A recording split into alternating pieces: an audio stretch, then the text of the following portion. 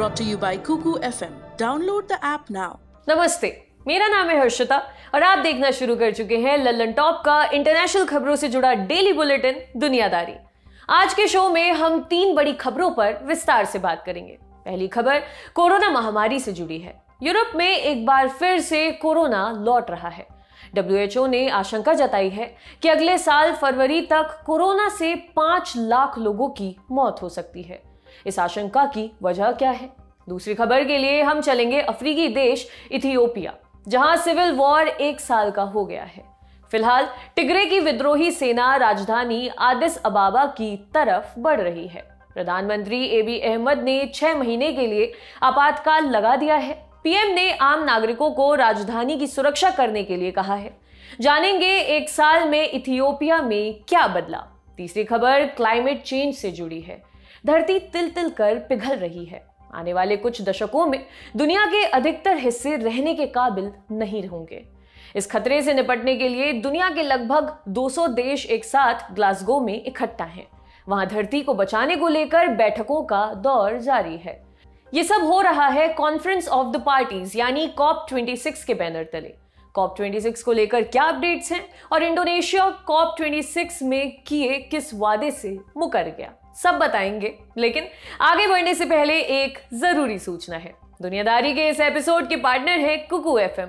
यहाँ आपको देश दुनिया, समाज साहित्य, दर्शन विज्ञान समेत कई और विधाओं की ऑडियो बुक्स का खजाना मिलता है। ऑडियो बुक्स माने बोलने वाली किताबें, जिन्हें आप दूसरे काम करते हुए भी सुन सकते हैं। ये नई उम्मीदों के दिए जलाने का मौसम है। आप ज्ञान और जिज्ञासा की रोशनी बिखेर सकते हैं। इस खास मौसम के लिए कुकू FM लेकर आए हैं एक खास ऑफर। कैसा ऑफर? प्रीमियम सब्सक्रिप्शन लेने पर 50% की छूट। इसका लाभ लेने के लिए करना क्या होगा? प्रीमियम सब्सक्रिप्शन लेते समय दिवाली 50 का छोटू सा कोड डालना होगा। ध्यान रहे, यह ऑफर 7 नवंबर 2021 तक के लिए ही है। और जानकारी चाहिए तो इस वीडियो के डिस्क्रिप्शन में दिए लिंक पर पहुंच जाइए। सूचना समाप्त। अब चलते हैं खबर की ओर। सबसे पहले बात कोरोना पर। यूरोप एक बार फिर से उसी जगह पर खड़ा है जहां वो 1 साल पहले था, यानी कोरोना महामारी के केंद्र में। पिछले हफ्ते में यूरोपियन रीजन में कोरोना से लगभग 24,000 लोगों की जान गई, जबकि 18 लाख से अधिक संक्रमण के नए मामले दर्ज किए गए। ये दुनिया भर में दर्ज कुल आंकड़े का आधे से अधिक है। WHO ने इस पर चिंता जताई है। WHO का कहना है कि अगर ये रफ्तार बरकरार रही तो फरवरी 2022 तक इस क्षेत्र में कोरोना से 5 लाख और लोगों की जान जा सकती है। WHO यूरोप के अलावा सेंट्रल एशिया के कुछ देशों को यूरोपियन रीजन में गिनता है। इसमें लगभग 53 देश शामिल हैं। अब बात यूरोपियन रीजन में कोरोना विस्फोट की वजह क्या है। पहली वजह है लापरवाही। जिस समय कोरोना का ग्राफ नीचे जा रहा था, उस समय लोग निश्चिंत हो रहे थे। कई देशों ने मास्क और सोशल डिस्टेंसिंग की अनिवार्यता भी खत्म कर दी है। इस वजह से भी लोग महामारी को खत्म मान चुके हैं।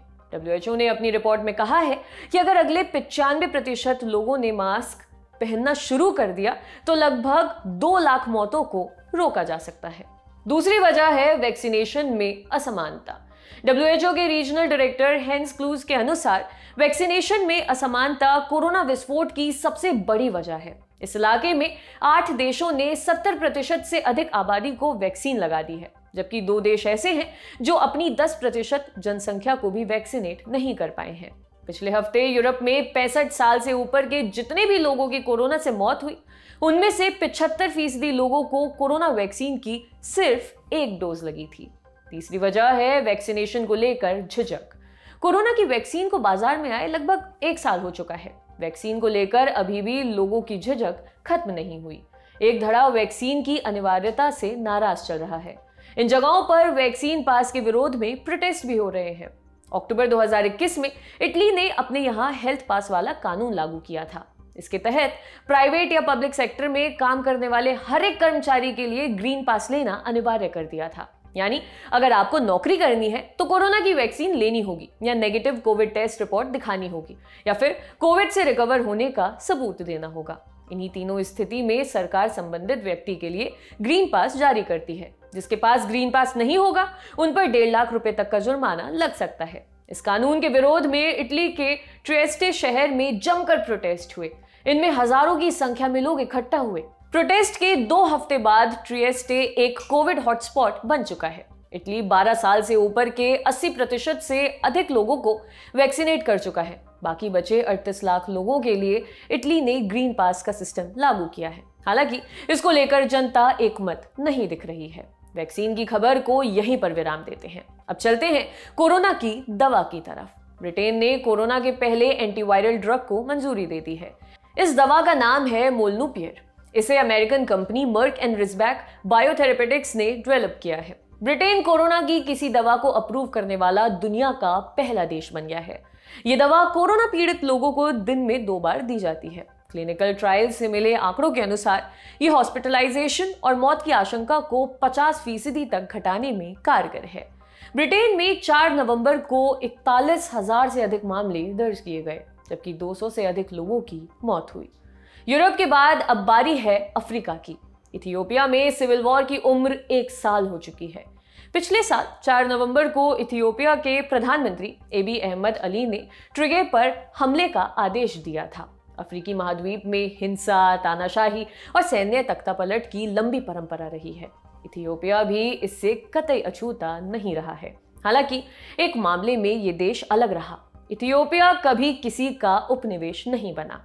यहाँ पर 1936 से लेकर 1941 तक बस इटली का कब्जा रहा था। इटली भी पहले मिली हार का बदला लेने के इरादे से आया था। इटली ने सम्राट हेली सलासी को गद्दी से उतारा था। इटली ने सलासी को निर्वासन में भेज दिया। जब इटली बाहर निकला तब सलासी वापस लौटे। वो 1974 तक कुर्सी पर रहे। उसी साल उनका तख्ता पलट हो गया। एक तरफ सलासी जेल में गए, दूसरी तरफ इथियोपिया जंग की आग में। सिविल वॉर और अकाल यहाँ के रूटीन में शामिल हो गए। नया शासन सोवियत संघ के इशारों पर चलता था। प्रोपेगेंडा और लाल आतंक का खूनी खेल चलने लगा। इसमें आम नागरिक पिस रहे थे। इसे निपटने के लिए विपक्षी दलों ने एक गठबंधन बनाया। नाम रखा Ethiopian People's Revolutionary Democratic Front यानी EPRDF। इसमें 4 पार्टियां शामिल हुई। टिग्रे पीपल्स लिबरेशन फ्रंट यानी TPLF, अम्हारा डेमोक्रेटिक पार्टी यानी ADP, ओरोमो डेमोक्रेटिक पार्टी यानी ODP और Southern Ethiopian People's Democratic Movement यानी SEPDM।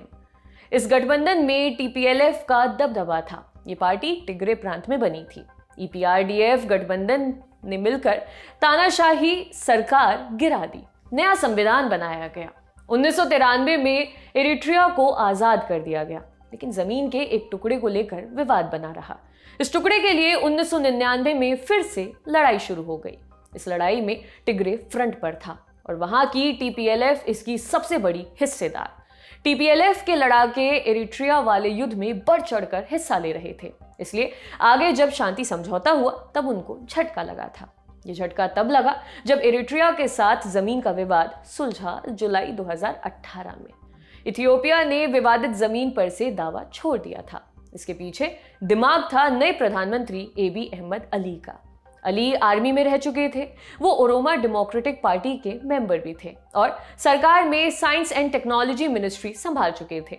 इस सीमा विवाद को सुलझाने के लिए एबी अहमद की खूब वाहवाही भी हुई। उन्हें साल 2019 में इसके लिए नोबेल पीस प्राइज से सम्मानित किया गया। एबी अहमद बाहर वालों के लिए तो शांति के दूत थे, लेकिन उनके घर के भीतर फूट पड़ गई। ऐसा क्यों हुआ? दरअसल प्रधानमंत्री एबी अहमद ने नवंबर 2019 में EPRDF गठबंधन को भंग कर दिया। इसकी जगह एक नई पार्टी बनाने का ऐलान किया। उसका नाम रखा द प्रॉस्पेरिटी पार्टी TPLF, जो अभी तक गठबंधन में चौधरी बनी हुई थी। उसने नई पार्टी में शामिल होने से बिल्कुल मना कर दिया। इसके बाद वही हुआ जो होना था। केंद्र और TPLF के बीच ठन गई। इस तकरार में घी डालने का काम किया कोरोना संक्रमण ने। कैसे?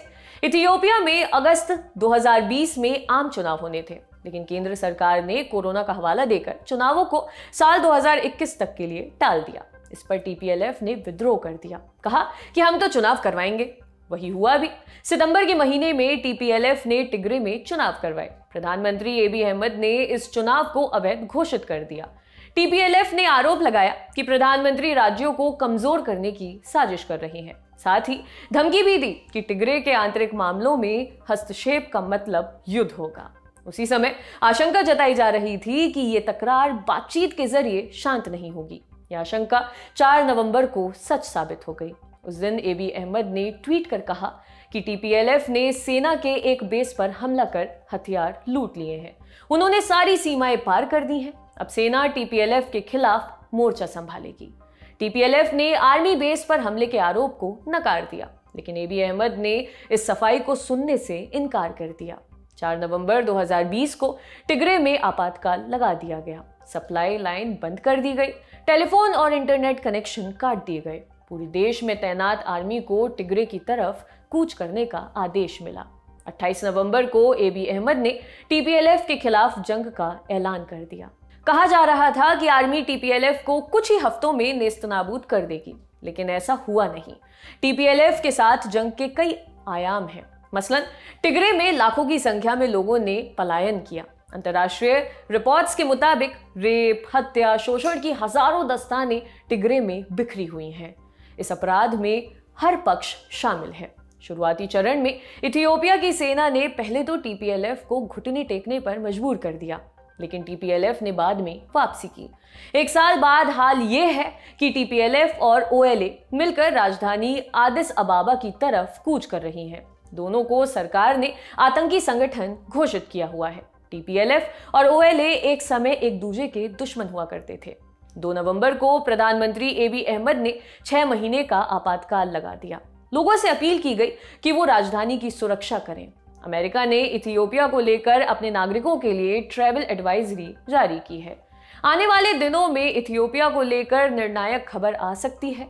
हम आप तक इथियोपिया से जुड़ी अपडेट्स पहुंचाते रहेंगे। अभी आपने इथियोपिया के मानवीय संकट की कहानी सुनी। अब दूसरे बड़े संकट की तरफ चलते हैं। ये है जलवायु परिवर्तन। स्कॉटलैंड के ग्लासगो में इन दिनों COP26 चल रहा है। इस बैठक को धरती बचाने के अंतिम मौके के तौर पर देखा जा रहा है। 4 नवंबर को इंडोनेशिया, पोलैंड, वियतनाम समेत 20 से अधिक देशों ने कोयले का इस्तेमाल बंद करने पर सहमति दे दी है।